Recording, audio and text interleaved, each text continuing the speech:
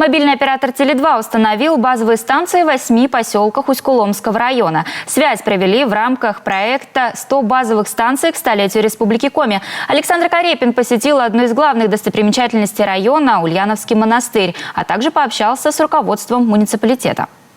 Теле2 в Усть-Куломском районе с 2008 года. В те далекие времена связь была лишь в крупных селах. Сейчас практически везде.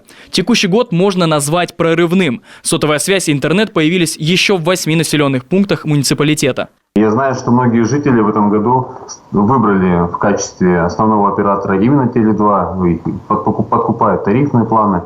Но это приятно, это здорово. Я очень благодарен руководству компании, мы с ними выстроили достаточно хорошие деловые отношения, мы постоянно на связи. В поселке Ульяново Усть-Куломского района живет около 100 человек. Впрочем, это не значит, что местные жители должны оставаться без мобильной связи. К тому же, чуть выше на холме расположился Троице-Стефано-Ульяновский мужской монастырь.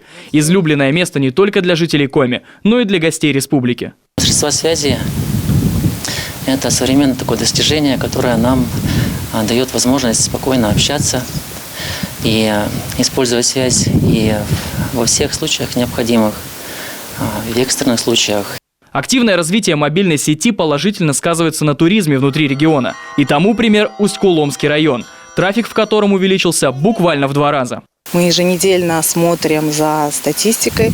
Это говорит о том, что наша услуга востребована, и абоненты активно пользуются и мобильной связью, и передачей данными. Мобильный оператор Теле2 не только строится и увеличивает зону покрытия, но и совершенствует свой продукт. В приложении «Мой Теле2» вы можете выбрать предпочтительный тарифный план или же настроить его под свой стиль жизни по выгодной цене.